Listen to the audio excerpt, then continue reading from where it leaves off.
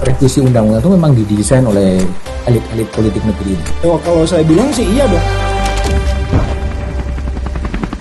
Pak Jokowi akan dihormati banyak orang kalau dia berani mengambil langkah evaluasi peradilan, reformasi, perintahkan kepada Menko Polhukam.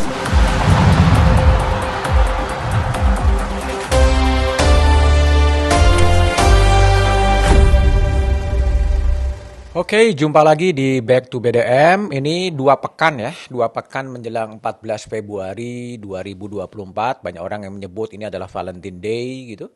Banyak orang yang menyebut ini adalah pesta bagi rakyat Indonesia untuk memilih siapa pemimpin. Tapi menjelang 2 pekan ini menjadi banyak sekali hiruk-pikuk politik. Yang pertama dan yang mungkin akan muncul lagi banyak kejutan adalah pernyataan dari Presiden Jokowi di Bandara Halim Perdana Kusuma yang menyebutkan bahwa Presiden, Menteri itu boleh kampanye, boleh berpihak, dan pernyataan itu menimbulkan banyak pertanyaan juga. Pertanyaan antara lain bagaimana kemudian ketika Presiden kemudian akan berkampanye dan berpihak, lalu bagaimana dengan jalannya pemilu yang didesain konstitusi itu sebagai pemilu yang langsung, umum, bebas, rahasia, jujur, dan adil. Itulah tema yang sekarang menjadi menarik. Nah, saya telah kedatangan tamu adalah Ferry Amsari, dosen hukum tata negara di Universitas Andalas, yang juga aktivis pemilu atau orang yang kerjaannya sebenarnya meneliti kecurangan-kecurangan pemilu ya. Ini kan sesuatu yang sebenarnya menarik. Nah, saya akan bicara ngobrol dengan Uda Ferry Amsari. Ferry, gimana kabar? Baik, alhamdulillah Mas Budi. Sehat ya? Terima kasih sudah diundang. Sehat. Waras tapi kan? Waras. Semua harus tetap waras dan tetap waras ya? Harus. Fer, aku sebelum masuk ke pertanyaan-pertanyaan detail ya, sebagai orang yang mengikuti dunia kepemiluan gitu, kalau boleh dirumuskan dalam 1 atau 2 kata, perasaan Anda 14 hari menjelang pemilu seperti apa? Tegang. Ya. Kenapa? Saya khawatir dengan proses penyelenggaraan karena beberapa bukti yang kita temukan keterlibatan penyelenggara dalam berbagai hal yang kita duga kecurangan pemilu. Saya khawatir dan tegang kesiapan publik luas untuk betul-betul mengenal para kandidatnya, karena Mas Budi tahu hari kampanye dikurangi, waktu menjadi lebih sempit untuk mengenal siapa kandidat, baik dalam cara penyampaian, pola pikir dan lain-lain. Saya tegang karena beberapa isu keterlibatan aparat, oknum tertentu yang bagi pemilu kita tidak sehat. Saya khawatir masa depan kita soal pasca 2024, terutama soal demokrasi. Kenapa harus khawatir dengan masa depan demokrasi? Kalau proses cacat, tentu hasil juga akan bermasalah. Saya percaya proses demokrasi kepemiluan kita menentukan jalannya lembaga negara. Jalannya lembaga negara menentukan nasib negara dan warga negara. Kalau ini tidak baik, ya potensi yang kita harapkan ya seperti teori sederhana garbage in, garbage out ya. Apa yang kita pilih kalau dia sampah ya hasilnya sampah. Sebaliknya kalau itu adalah hal yang baik, tentu hasilnya juga baik. Tapi bukankah ini bukan pemilu yang pertama kan, sejak Orde Baru berakhir kemudian juga sudah banyak pemilu. Nah, kalau dibandingkan kenapa Anda merasa tegang pada pemilu yang 2024? Ya, tentu di beberapa pemilu sebelumnya, terutama saya di concern penelitian saya di 2014 dan 2019 kan Mas.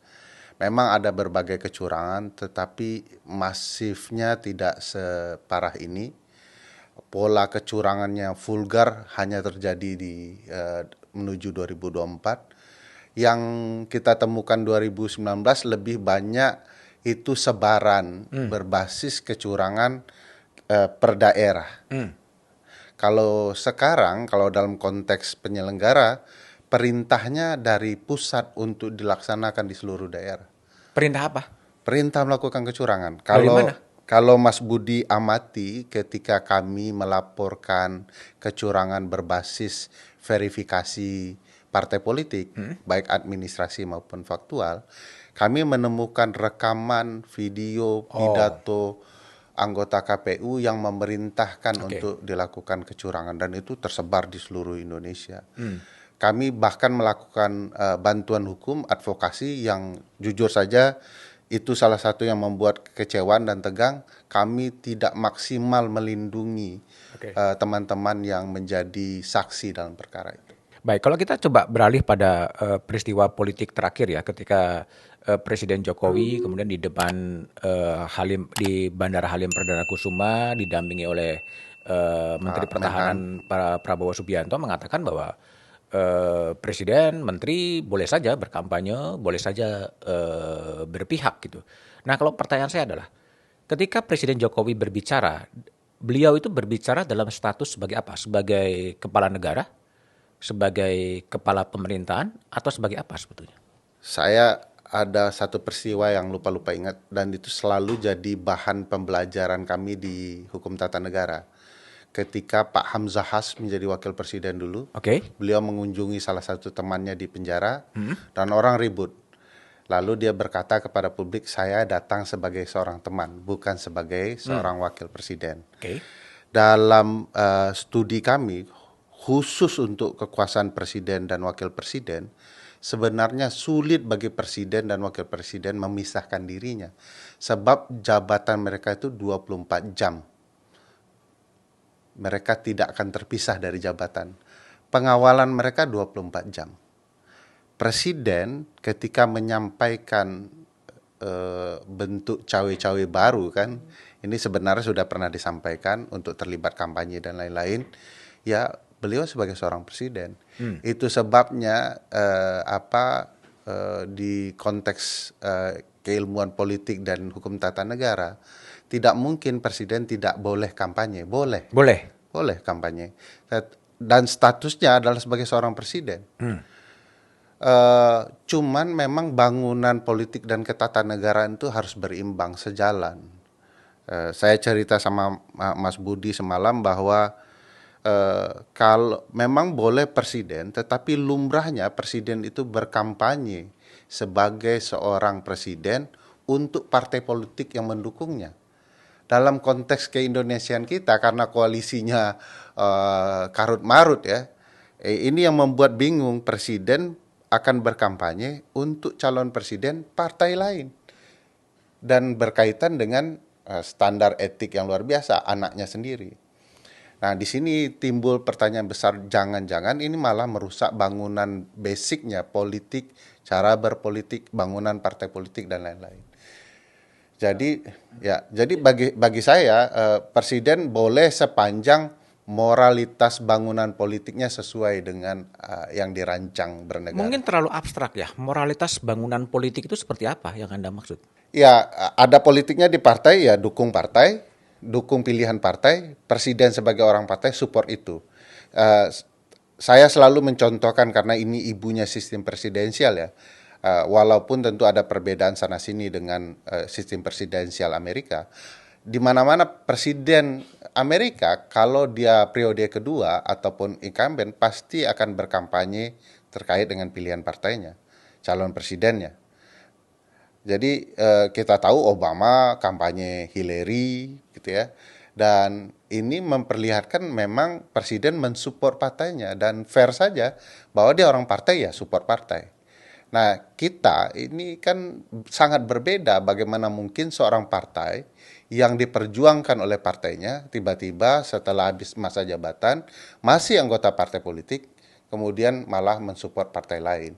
Jadi bagi saya tidak benar secara konsep kepartaian. Kami juga melakukan penelitian soal demokrasi internal partai politik. Problematika di partai kita banyak. Salah satunya adalah kandidasi. Nah, proses kandidasi kita itu kalau kemudian diperparah dengan sikap anggota partai politik yang kebetulan adalah presiden, bagi saya juga merusak internal partai. Kalau kita baca pernyataan atau kita lihat pernyataan dari Presiden Jokowi, dia kan mengatakan boleh berkampanye. Sepanjang memenuhi Ya, boleh berpihak sepanjang mengikuti aturan undang-undang. Ini pernyataan kan Anda baca ini pernyataan bahwa dia pada satu saat akan berkampanye. Atau boleh. Atau memang ya pernyataan publik saja untuk menangkis berbagai kritik dari berbagai kalangan bahwa presiden sebenarnya netral sikapnya.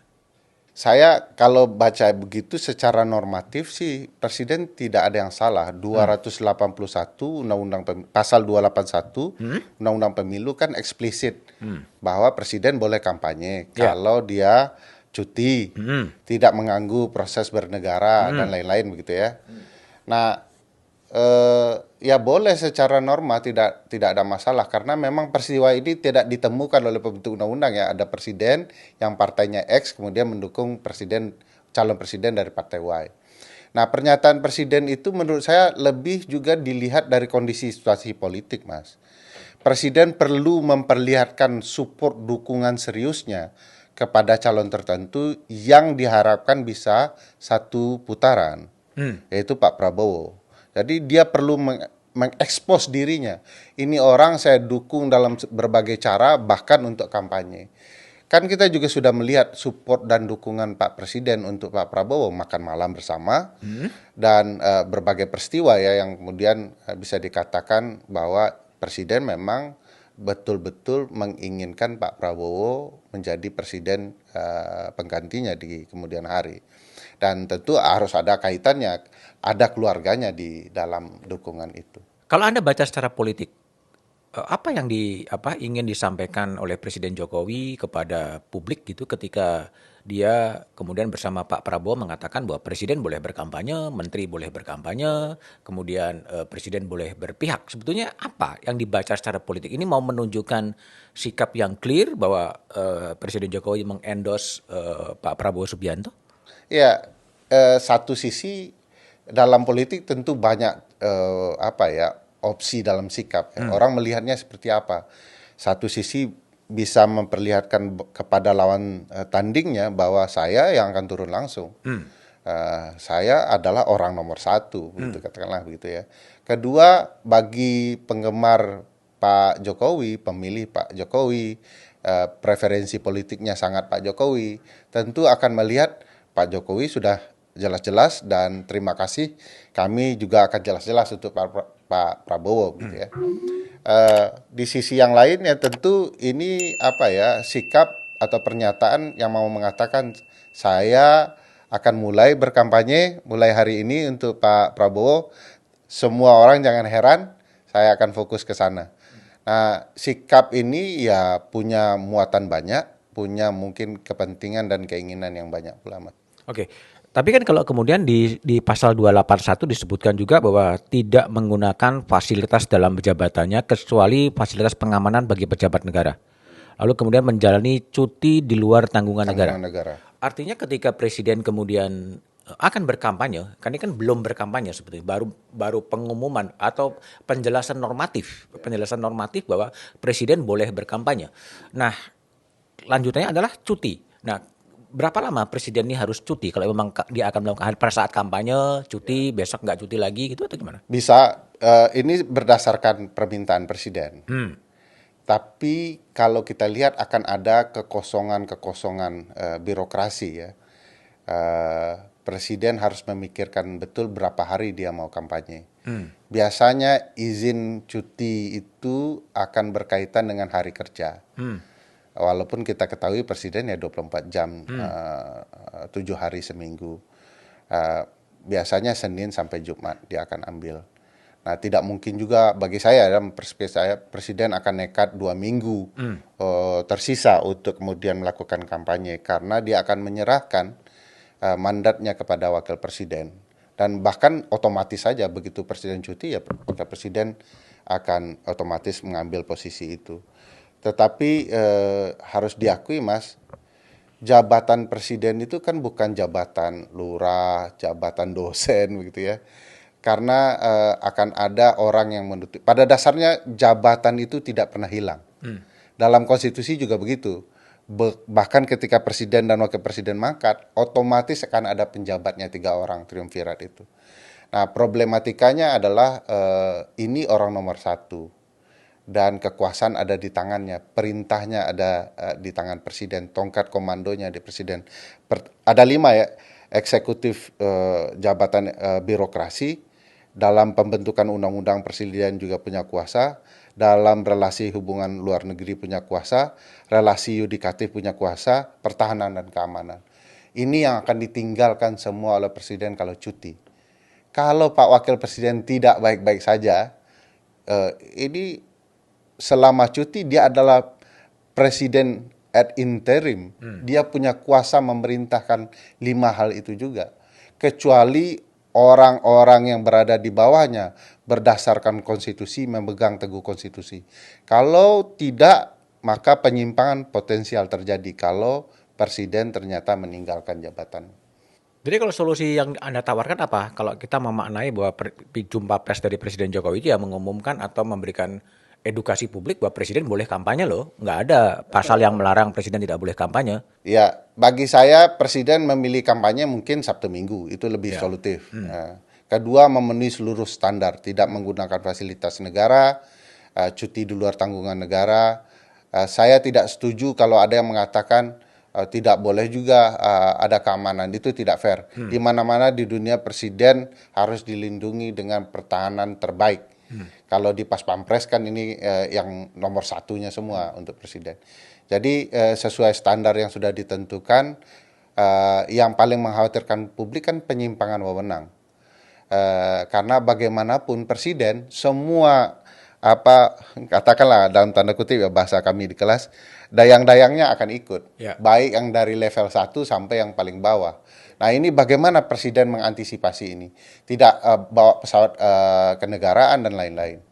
Nah, saya khawatirnya ini, kalaupun presiden menginginkan tidak, tapi bawahannya ingin ikut, itu gimana ceritanya? Satu negara akan punya kehilangan figur-figur yang ada di jabatan-jabatan tertentu. Kalau kembali kepada pasal 22E konstitusi ya, bahwa pemilu langsung, umum, bebas, rahasia, jujur, dan adil. Nah, ketika presiden kemudian berpihak kepada salah satu calon, apakah kemudian asas dari pemilu yang langsung, umum, bebas, rahasia, jujur, dan adil ini bisa terpenuhi? Iya. Atau itu melekatnya pada KPU sebetulnya?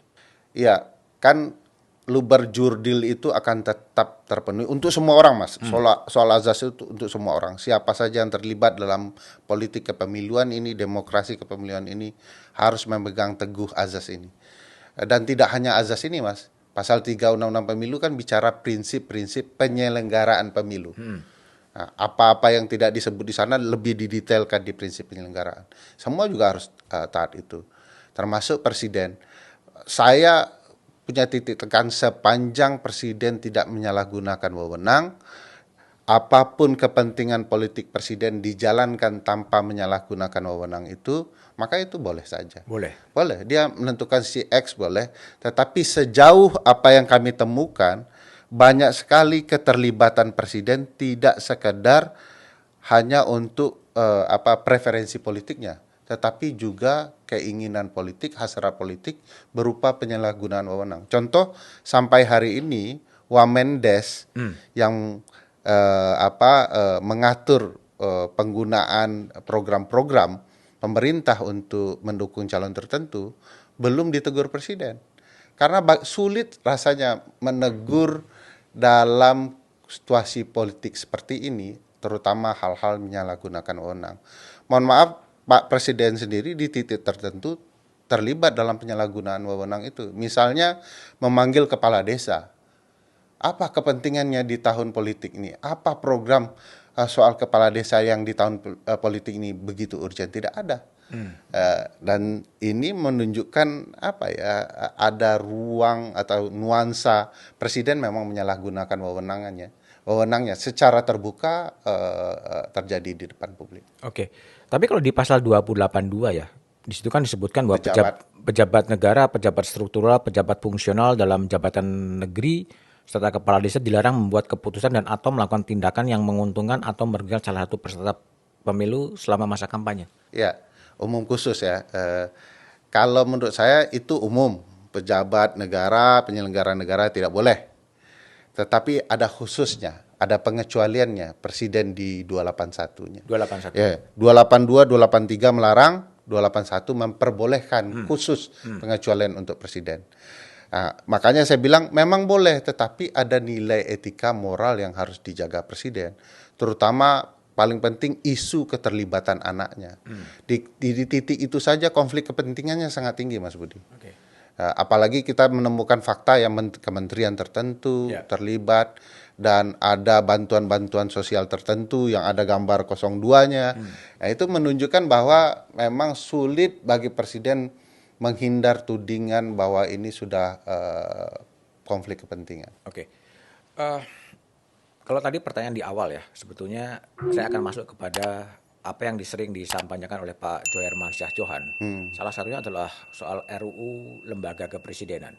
Ya, itu kan sudah era reformasi sering disuarakan gitu, tapi kemudian tenggelam. Isu itu tidak pernah dibicarakan. Kalau menurut Ferry, apakah Undang-Undang Kepresidenan yang sekarang ini menjadi sesuatu yang urgent untuk diperjuangkan atau seperti apa? Atau cukup diatur dalam konstitusi? Saya yakin Mas Budi punya banyak rekam kasus ya, rekam peristiwa yang menunjukkan tabiat berhukum kita itu apabila ada masalah baru teringat solusinya. Begitu ini sudah lewat kampanye, kita tidak lagi membicarakan pentingnya Undang-Undang Lembaga Kepresidenan. Oke. Karena kita cenderung begitu ada masalah kita ingat Undang-Undang MK, ingat Undang-Undang KY, Undang-Undang Pemilu. Begitu juga di kasus undang-undang ini. Saya ingat saya 10 tahun yang lalu hidup lagi pasca 99, 10 tahun yang lalu hidup lagi, dibahas lagi. Saya dan teman-teman HTN sudah ngobrol sana sini, tapi tiba-tiba hilang lagi. Jadi ada kelemahan kita di dalam menyikapi kebutuhan ketatanegaraan. Begitu sudah selesai problemnya, lupa. Begitu timbul lagi, ingat, cuman dibahas saja. Dan sulit bagi seorang presiden ya mewujudkan gagasan undang-undang lembaga negara karena potensi akan ada pembatasan-pembatasan kekuasaannya. Sementara kekuasaan membentuk undang-undang walaupun di konstitusi milik DPR, tapi dalam realita dan undang-undang pembentukan peraturan perundang-undangan melibatkan presiden juga. Tanpa persetujuan presiden tidak akan ada undang-undang yang bisa jalan. Nah, termasuk undang-undang lembaga kepresidenan. Itu dalam kerangka mungkin politik praktis ya. Artinya akan sangat susah seorang presiden yang memang ciri dari kekuasaan adalah menambah kekuasaan, kemudian ada semacam undang-undang kepresidenan yang cenderung membatasi kekuasaan. Kalau dari kajian Anda sebagai akademisi, apakah undang-undang kepresidenan ini perlu dibuat minimal untuk membedakan posisi presiden sebagai kepala negara, posisi presiden sebagai kepala pemerintahan, posisi presiden sebagai penguasa tertinggi atas angkatan darat, angkatan laut, dan angkatan udara, dan posisi presiden dalam fungsi-fungsi yang lain sebetulnya? Saya yakin sangat diperlukan karena konstruksi yang ada di Undang-Undang Dasar kan masih umum sekali. Sementara kekuasaan presiden termasuk yang paling banyak dibicarakan di Undang-Undang Dasar dari pasal 4 dan seterusnya itu.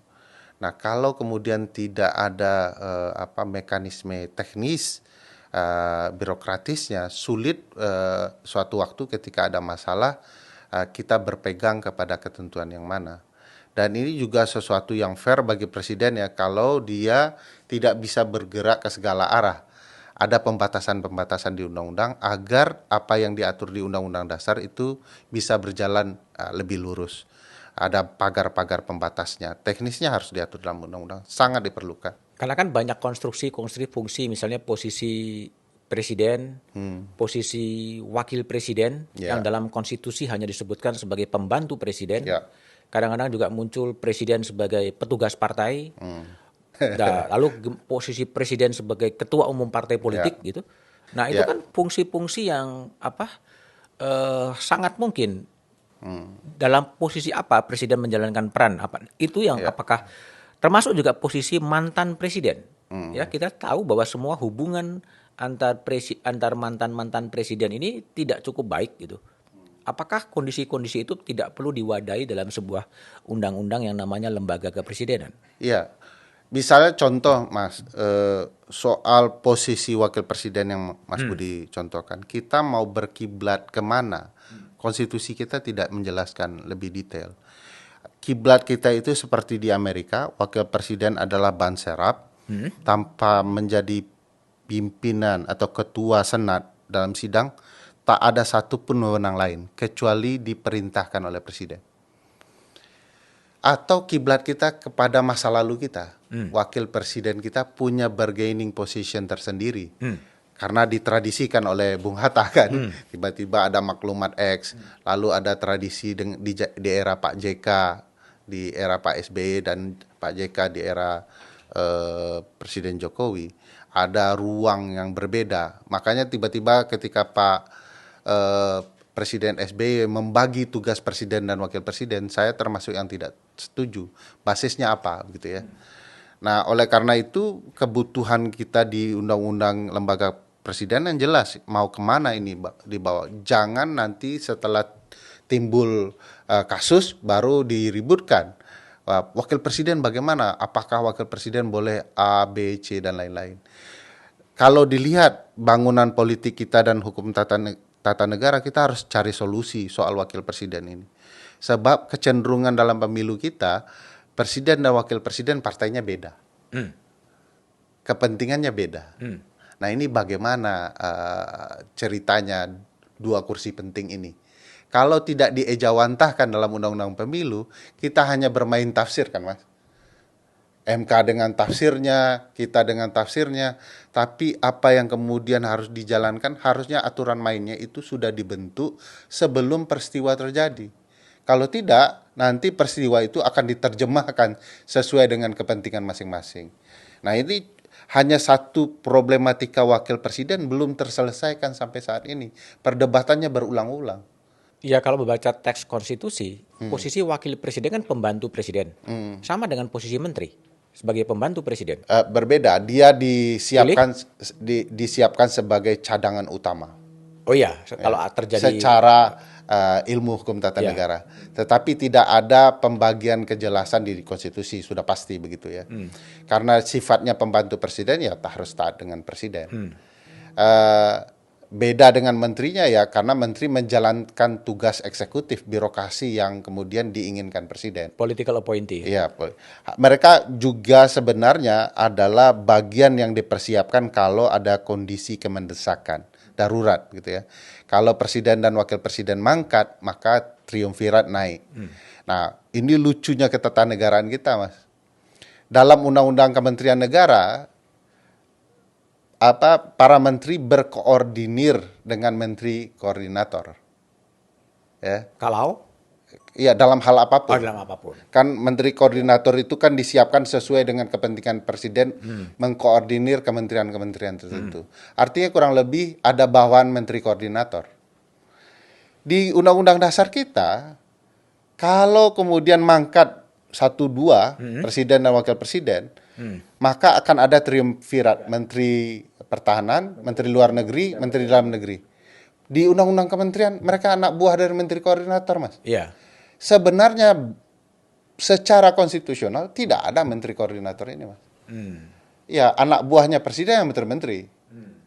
Pasal 17 Undang-Undang Dasar, presiden dibantu oleh menteri-menteri. Nah, ini nggak sinkron nih, bangunan konstitusi dan undang-undang. Nah, suatu waktu akan ada potensi tidak sinkron itu di dalam Undang-Undang Lembaga Kepresidenan. Yang terbaik adalah Undang-Undang Lembaga Kepresidenan mengejawantahkan seluruh aturan konstitusi secara baik dengan ruang-ruang yang pas. Jadi tidak sesat juga nanti setelah Undang-Undang Kepresidenan. Oke, kalau memang Undang-Undang Kepresidenan menjadi perlu, siapa yang sebaiknya mengambil inisiatif berdasarkan pertimbangan politik dan kekuatan politik yang ada sekarang? Ya sudah pasti presiden, Mas. Kementerian Sekretariat Negara yang punya tugas baru dalam bidang perundang-undangan harus lead untuk kemudian membentuk ini. Agar dalam berbagai isu termasuk pemilu, kita tidak lagi menafsirkan boleh atau tidak presiden, fair atau tidak presiden dalam berkampanye. Jadi kita tuntaskan undang-undang itu untuk kepentingan politik yang Tapi jauh. kan pasti seperti tadi di awal, menjadi ciri dari kekuasaan kan semangatnya adalah bagaimana mempertahankan kekuasaan, bagaimana memperluas kekuasaan, sementara semangat dari RUU Kepresiden adalah bagaimana dia meregulasi atau membatasi kekuasaan. Dua hal yang sangat Berbenturan. Kalau lembaga eksekutif dan legislatif kita berjalan dengan baik, mestinya ketika diusulkan akan ada perbaikan-perbaikan. Yang paling mengkhawatirkan adalah kalau usulannya itu dari legislatif, nanti yang menginput masukan tambahan presiden, perdebatannya tidak selesai. Sekarang silahkan presiden yang mengusulkan, nanti yang mengoreksinya pilihan-pilihan tepat secara konstitusi adalah legislatif. Kalau dua ini sudah sepakat, yang Mas Budi sebut potensi penyimpangan kekuasaan, cenderung dalil Acton ya, power tends to corrupt, absolute power corrupt absolutely. Mereka akan sama-sama mengkorap kekuasaan, kan ada Mahkamah Konstitusi. Nah, yang berat pertanyaan Mas Budi adalah kalau MK-nya juga adalah suruhan, nah ini sudah setali tiga uang. Jawabannya silakan baca buku Mas Budi. Oke, Ferry. Ini kembali saya pindah kepada posisi yang juga lagi ramai ya, posisi Pak Mahfud sebagai sebagai calon wakil presiden dan menyatakan niatnya untuk mengundurkan diri sebagai Menko Polhukam, tapi tunggu momentum. Apa yang Anda baca dari pernyataan Mahfud yang mengatakan akan segera mundur tapi masih nunggu momentum gitu? Momentumnya kemarin menurut saya udah dari kemarin-kemarin dan hari ini ya. Kalau dia tunggu terlalu lama ya agak berat juga ceritanya. Apalagi presiden sudah mengatakan ya silahkan gitu ya. Jadi ada harapan kalau bisa memang Pak Mahfud dalam konteks tertentu menjadi contoh ya. Dia yang harus memulai. Kemarin saya dengar sebelum debat kan malah Pak Prabowo juga tidak mundur. Dan kementerian beliau itu cukup besar untuk mempengaruhi aparat tertentu di lapangan dalam pemilu. Oleh karena itu dia bertahan untuk mengawasi itu juga. Jadi ada kepentingan politik untuk bertahan.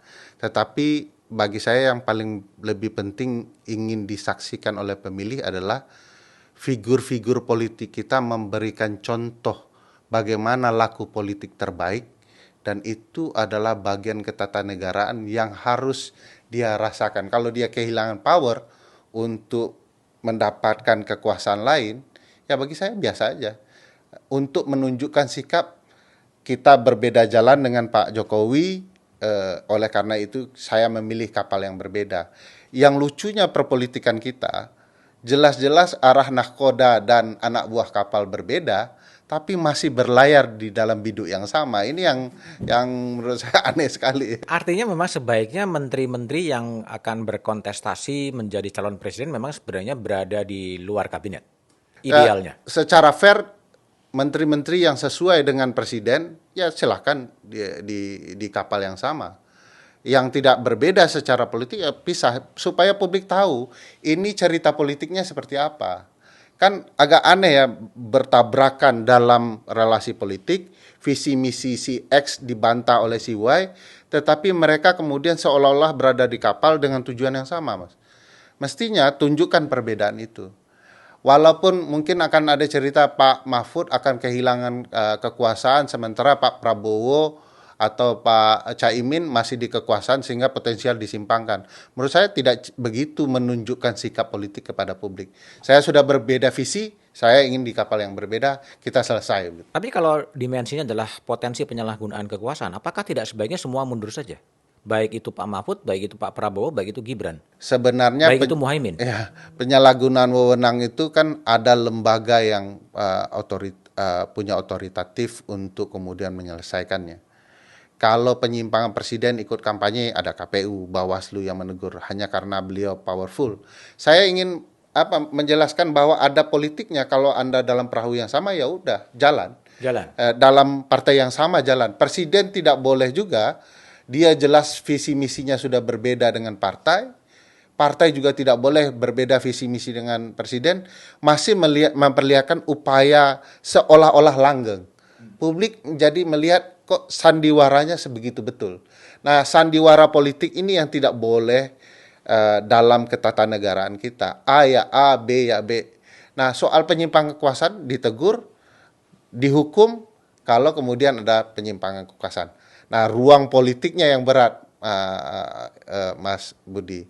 Kalau kemudian penyimpangan kekuasaan itu didukung, disupport oleh pimpinan tertinggi, tentu akan terlihat bagi publik tidak adil. Mereka menyimpangkan kekuasaan sementara politik sedang berjalan di tahun penting. Saya tidak bisa membayangkan suasana di kabinet seperti apa ketika Pak Mahfud juga kerap mengkritik secara keras kebijakan-kebijakan pemerintah lah, apakah itu soal tambang, apakah itu soal pertahanan dan lain sebagainya. Tetapi Pak Prabowo dan berada di bawah koordinasinya Pak Mahfud sebetulnya. Itu lucunya ketatanegaraan kita, Mas. Basisnya itu dari koalisi politik awal. Mas Budi mungkin mencak-mencak melihat pemilu kita itu, mereka ribut begitu ya di tahun politik. Begitu selesai tahun politik, mereka berkoalisi. Ini kan ada politik kita dari dulu berulang-ulang. Kita merancang, kalau begitu ada politiknya. Pemilu ke depan harus diatur serentak supaya tidak ada bangunan koalisi yang berbeda di pileg dan di pilpres. Faktanya kita lakukan hal yang berbeda. Di pileg dan pilpresnya kita gabungkan, mereka berkoalisi. Begitu selesai, mereka buat koalisi baru. Ini yang ada politik tidak sehat. Oleh karena itu, apa yang terjadi dengan Prof. Mahfud, Caimin, Pak Prabowo, Pak Presiden Jokowi, anaknya, ini adalah bangunan yang harus menghormati ada politik. Politik itu bagian yang tidak terpisah dengan hukum tata negara, Mas. Bensin hukum tata negara itu ya ruang politik itu. Tapi Pak Jokowi kan juga sudah melakukan sebuah terobosan politik ya ketika dia bertanding dengan Pak Prabowo, kemudian Pak Prabowo kemudian ditarik menjadi menterinya Pak Jokowi. Itu sebuah terobosan yang baik menurut Anda? Bagi saya politik yang tidak sehat. Bagaimanapun politik butuh oposisi tangguh. Tapi kan Pak Jokowi juga punya rasionalitas ini demi persatuan dan kesatuan bangsa. Itu rasionalitas yang membenarkan sesuatu agar terlihat diperbolehkan. Ada politiknya tidak boleh begitu. Kalau presiden sudah berkoalisi, bangunlah. Kalau memang ada masalah, buktikan kepada publik bahwa walaupun eksekutif dan legislatif di bawah pimpinan Pak Prabowo misalnya tidak berkoalisi, ya adalah sebuah mekanisme yang harus memperlihatkan kalau publik tidak nyaman, dia tahu mengadu. Kalau tidak nyaman dengan putusan eksekutif, dia tahu mau kemana di legislatif. Kalau legislatif tidak benar, dia tahu kemana ke eksekutif. Kini sekarang pilihan publik apa? Kalau dia tidak nyaman dengan kebijakan eksekutif. Semua sudah berlabuh di eksekutif. Sementara legislatif betul-betul minoritas. Kan dulu ada istilah Pak Jokowi menarik Pak Prabowo supaya eksekutif tidak menjadi pemerintahan bebek kaki pincang. Kuat di eksekutif, lemah di legislatif. Mereka butuh support. Tapi support itu kan tidak sebanyak itu, Mas. Orang politik kita harus terbiasa dengan adab membiarkan keberimbangan itu terjadi. Agar politik bisa berjalan yang jauh lebih baik. Kalau tidak, begitu menumpuk kekuasaan, kembali ke azas Acton yang kita bincangkan tadi, iya potensi menyimpangnya besar. Semakin absolut, pasti menyimpang kata Acton. Dan itulah yang terjadi. Ini rumusan baku terjadi di mana-mana dan terbukti di mana-mana. Rumusan Acton. Begitu dia menumpuk kekuasaan, penyimpangan terbukti. Undang-undang kita menjadi banyak dipertanyakan oleh publik. Timbul undang-undang yang tidak melibatkan publik. Undang-undang yang bertentangan dengan publik. Dan publik tidak tahu kemana mengadu. Gitu. Kembali ke Pak Mahfud, kapan momentum yang paling tepat atau momentum apa yang sedang dicari oleh Pak Mahfud untuk mundur sebagai Menko Polhukam menurut Anda? Begitu Presiden menyatakan saya akan berkampanye untuk Pak Prabowo, kurang lebih kan Pak Prabowo maksudnya, di saat itulah yang paling tepat untuk Pak Mahfud mengatakan, karena Presiden sudah menentukan pilihannya di antara para menteri, ya saya akan menunjukkan sikap politik untuk berhenti menjadi Menko Pak Presiden Jokowi. Itu pidato kemarin disusul dengan pemerintahan Pak Mahfud, bagus sekali. Bagus sekali. Tapi sampai sekarang juga belum ada, minimal sampai pada hari Kamis belum ada pernyataan resmi dari Pak Mahfud mundur mencari momentumnya kapan? Pak Mahfud sebagai murid, guru saya sebagai orang HTN, mundurlah Pak. Tapi Anda tidak menyarankan Pak Prabowo untuk mundur dan Gibran untuk mundur? Kalau ternyata Pak Prabowo tidak punya kemampuan maksimal menjalankan roda pimpinan di Kementerian Pertahanan, mundur. Tapi kalau beliau merasa bahwa dia akan mampu, nyambi gitu ya silahkan. Bagaimana dengan Gibran? Gibran di partai politik? Bukan, di di wali kota. Solo. Wah, dari kemarin harusnya Gibran memikirkan untuk mundur secara politik karena pendukung partainya berbeda. Tapi kalau sebagai wali kota, saya sih merasa di mana-mana wali kota, gubernur dalam adab sistem presidensial tetap maju. Tidak perlu mundur. Tidak perlu mundur. Itu bukan pandangan Tetapi tidak. adab politiknya, Mas, ruang politiknya berbeda. Kemarin pakai partai X, sekarang partai yang berbeda, mestinya dia mundur untuk menghormati program partainya untuk wilayah Solo Raya itu. Pandangan Anda tidak itu? Apakah bukan tidak konsisten? Pada satu sisi menyarankan Mahfud mundur, tapi membolehkan Gibran untuk bertahan sebagai wali kota? Karena memang secara keilmuan kan menteri potensial maju, orang-orang politik potensial maju, ya memang tidak ada perintah mundur berbasis ide mereka karena jabatan. Yang basisnya adalah adab dan moral politik. Kalau dari sisi kalau kepentingan publik, kepentingan rakyat yang menjadi acuan? Ya kan balasannya kepentingan yang mana, atau meninggalkan jabatan itu akan meninggalkan kepentingan rakyat juga. Kan bisa digantikan oleh wakilnya. Ya bisa saja, cuman tidak ke sana arah rumusan ketatanegaranya. Karena kalau partai politik kita benar dan segala macam, memang mereka juga tidak perlu mundur. Yang bermasalah itu ya penyalahgunaan wewenang, relasi politik yang sudah tidak benar, itu yang harus menjadi standar kita. Bukankah dalam undang-undang pemilu sebelumnya ya, kan sudah diatur oleh pemerintah dan DPR bahwa kemudian menteri, kepala daerah yang akan maju dalam kontestasi presiden mundur dari jabatannya. Ya, Kemudian lalu dikoreksi oleh Mahkamah Konstitusi yang mengatakan tidak perlu mundur sebagai cuti. Artinya kesemrawutan yang ada sekarang juga karena problem putusan Mahkamah Konstitusi yang mencoba mengakomodir, ya nggak usah mundur lah kira-kira gitu. Kalau saya melihat gini, idenya sama dengan saya, ada politik dan apanya harus ada di Mahkamah Konstitusi. Hanya saja Mahkamah Konstitusi selalu tidak detail. Dan MK kan selalu jawab kalau detail-detail urusan pembuat undang-undang lah. Tapi karena rumitnya ruang politik kita menafsirkan berbagai hal, mestinya putusan kemarin detail. Kapan seorang menteri harus mundur dalam ruang-ruang kepemiluan. Karena kan gini Mas, presiden, menteri rata-rata orang partai politik. Kalau karena mereka maju, mereka harus mundur, kita akan sulit melogikakan. Presiden incumbent maju putaran kedua, bagaimana ceritanya? Kalau logikanya kekuasaan itu cenderung disimpangkan, public interest akan menjadi korban. Oleh karena itu, memang batu yang menjadi dasar pijakannya harus rumusan politik yang baku dalam sistem presidensial pula. Jadi tidak ditafsirkan kemana-mana, sesuai situasi yang baru saja muncul. Nah kita kan menurut saya begitu ada peristiwa baru, karena ini bentrok satu koalisi yang sama, lalu bagaimana situasinya? Padahal harusnya ada ruang baku yang sudah terselesaikan. Kalau mau kembali ya ke Undang-Undang Lembaga Kepresidenan dan Undang-Undang Kementerian Negara itu. Oke. Saya sedikit pindah dari Presiden DPR ke Mahkamah Konstitusi. Ya. Apa saran Anda agar Mahkamah Konstitusi bisa reborn dari keterpurukan yang sangat dalam? Yang memastikan mereka menjalankan fungsi pasal 24 Undang-Undang Dasar bahwa kekuasaan kehakiman adalah kekuasaan yang merdeka. Merdeka atas apa? Tom Ginsburg saya minta datang ke Mahkamah Konstitusi untuk menjelaskan kepada insan Mahkamah Konstitusi, dia harus bebas dari intervensi lembaga eksekutif, legislatif, bahkan yudikatif sendiri. 3 hal. Ketiga-tiganya mengintervensi MK bahkan dalam pasal Undang-Undang Dasar. Ada unsur presiden di dalamnya, 3 orang. Ada unsur legislatif di dalamnya, 3 orang. Ada unsur yudikatif dari Mahkamah Agung di dalamnya. Bagaimana mereka bisa merdeka? Kalau Mas Budi dan teman-teman di DPR dan Presiden dan Mahkamah Agung detail membaca pasal 24C Undang-Undang Dasar, disebutkan bahwa 3 lembaga ini hanya mengajukan loh Mas. Tapi praktiknya apa? Mereka ikut seleksi. Ya.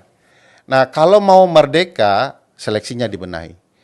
Tapi kalau mau balik ke pertanyaan Mas Budi, MK-nya sendiri mau berbuat apa jika 3 ini tidak mau melepaskan intervensi? Bagi saya pilihannya adalah soal keterbukaan MK. Terbuka itu juga bicara akuntabilitasnya dalam berbagai hal, termasuk integritas. Kalau saya punya kepentingan di dalam kasus ini, rapat permusyawaratan hakim harus bicara Anda harus mundur atau memilih kami mundurkan dalam perkara. Faktanya banyak hal bicara konflik kepentingan itu seringkali diabaikan MK. Contoh selain Gibran, dulu MK pernah menyidangkan perkara outsourcing. Ternyata MK sendiri memakai outsourcing, Mas. Lalu putusan mengatakan outsourcing boleh. Ini konflik kepentingan. MK harusnya begitu melihat kita sendiri punya masalah di sini. Kita selesaikan dulu baru menyidangkan. Nah, ini problematika yang tidak terselesaikan di MK karena MK sendiri tidak punya hukum acara yang baku. Tidak punya undang-undang hukum acara, seringkali mengatur hukum acara sendiri. Mas ingat nggak waktu peristiwa Prabowo Jokowi di dalam Pilpres? Aturan hukum acara MK adalah tidak boleh ada perbaikan permohonan. Yang terjadi, begitu Mas BW dan Prof. Denny mengajukan perbaikan permohonan, diterima, dibawa sidang. Konsekuensi hukum acara berlaku universal adalah kalau Anda tidak taat formilnya, maka sudah pasti permohonan tidak dapat diterima. Soal MK yang terakhir, Anwar Usman yang sudah diberhentikan oleh Majelis Kehormatan Hakim Konstitusi dan sampai sekarang juga malah menggugat putusan pencopotan itu. Apa yang Anda baca dari itu? Kalau baca itu Pak Anwar Usman tidak menunjukkan sosok negarawannya. Semua orang tahu ada konflik kepentingan dan itu luka menganga MK begitu ya. Hakimnya paman Gibran, pemohonnya adik Gibran, salah satu pemohonnya fans berat Gibran, termohonnya adalah ayah Gibran. Jadi ini sudah konflik kepentingan. Termohon yang mana nih ayah Gibran? Kan termohon itu DPR dan pemerintah. Oh, DPR dan pemerintah. Bosnya pemerintah menurut pasal 4 ya presiden begitu ya. Jadi ya ada kelindahan konflik kepentingan yang jelas begitu dan kayak tidak menerima itu dan mengajukan kesan yang saya lihat dia sedang berburu kekuasaan. Bahkan waktu dia menikahi Bu Hidayati mestinya sudah mundur karena seluruh pengujian undang-undang kan undang-undangnya pakai emblem presiden, Mas, Presiden Republik Indonesia. Jadi konflik kepentingannya luas, dicari terlalu besar. Dan bagi saya memang ada problem juga putusan itu. Di sisi baiknya banyak ya soal etik itu. Sekarang ada 9 hakim konstitusi. 1 tidak boleh menyidangkan perkara-perkara politik, terutama PHPU, pemilu. Nah besok kalau 8 orang ini menyidangkan, terus 4-4 Mas, apa solusinya? Tidak ada di undang-undangnya, tidak ada di hukum acaranya. Bagaimana kita menyelesaikan konflik yang potensial terjadi kalau dadakan semua? Kalau 4-4 muncul besok, Mas, draw ya? Terus dianggap seri ya seri dan masing-masing bertahan, lalu keluar perpu, siapa selesai. Nah, itu. Oke, Ferry, sekarang Anda bikin kecuranganpemilu.com ya?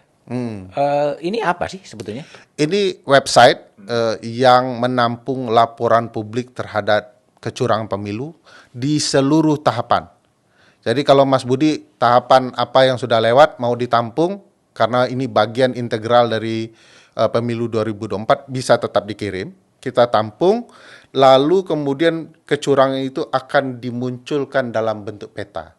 Kalau Ferry Amsari menemukan kecurangan di Padang, kirim video lengkap alat bukti dalam video itu, dikirimkan, dia akan muncul di wilayah peta Sumatera Barat 1 kecurangan. Kalau Mas Budi, kalau di Padang juga muncul, mengeluarkan laporan, kita terima, akan muncul 2 kecurangan di Sumatera Barat. Begitu juga di provinsi yang lain. Sehingga kita betul-betul bisa melihat bagaimana kecurangan terjadi di wilayah Indonesia dalam bentuk peta. Kalau kita klik, akan terlihat jumlahnya, kalau kita klik lagi akan terlihat alat buktinya apa. Sehingga kalau ini dipakai dalam sidang MK, kita tidak perlu lagi memprint out beratus-ratus, berjuta-juta kertas untuk membuktikan kecurangan pemilu, tetapi kertas itu tidak pernah dibaca oleh siapapun karena saking banyaknya. Oke. Tapi itu outputnya mau buat apa? untuk membuktikan bahwa pemilu kita diselenggarakan dengan cara yang tidak luber dan jurdil. Agar prinsip-prinsip dan azasnya betul-betul ditaati, dan minimal Mas harus ada bukti otentik bahwa penyelenggaraan pemilu kita curang dan tidak boleh diulangi lagi. Ini ada permasalahan di 2014-2019 yang belum terselesaikan secara maksimal dan orang masih menimbulkan tanda tanya. Apakah curang atau tidak? Nah, saya ingin membuktikan bersama teman-teman bahwa ada alat bukti yang memperlihatkan ini terjadi. Karena begini Mas, sulit bagi orang membuktikan kecurangan pemilu jika menggunakan standar Mahkamah Konstitusi, STM atau TSM itu ya, sistematis, terstruktur, dan masif. Contoh untuk masif saja Mas, Mahkamah membatasi saksi 10 orang. Provinsi kita 38, bagaimana bisa membuktikan masifnya? Kami ingin memperlihatkan masif itu di dalam bentuk peta. Terstrukturnya, melibatkan aparat mana yang mau melaporkan bahwa saya dipaksa atasan? Karena konsekuensinya besar. Oleh karena itu butuh publik yang memperlihatkan ada aparat yang terlibat dalam bentuk yang lebih sederhana. Jadi mau menyederhanakan masalah yang berat kemarin. Tapi dengan namanya kecuranganpemilu.com, itu kan Anda sudah berasumsi bahwa pemilu ini curang. Tapi kan gerakannya pemilu bersih.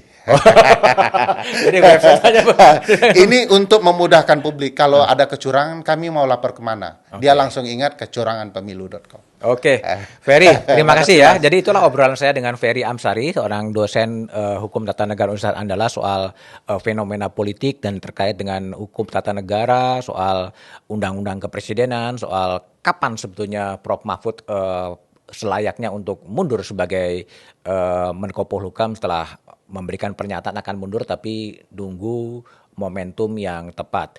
Silakan memberikan komentar jika Anda keberatan dengan pernyataan Ferry, dan silakan juga usulkan siapa narasumber-narasumber yang perlu saya undang untuk mengklarifikasi pernyataan-pernyataan dari Ferry Amsari. Jumpa lagi di Back to BDM edisi berikutnya. Melihat bagaimana sih pelaksanaan dan persiapan pemilu 2024. Regularitas pemilu yang dilaksanakan di Indonesia itu 5 tahunan.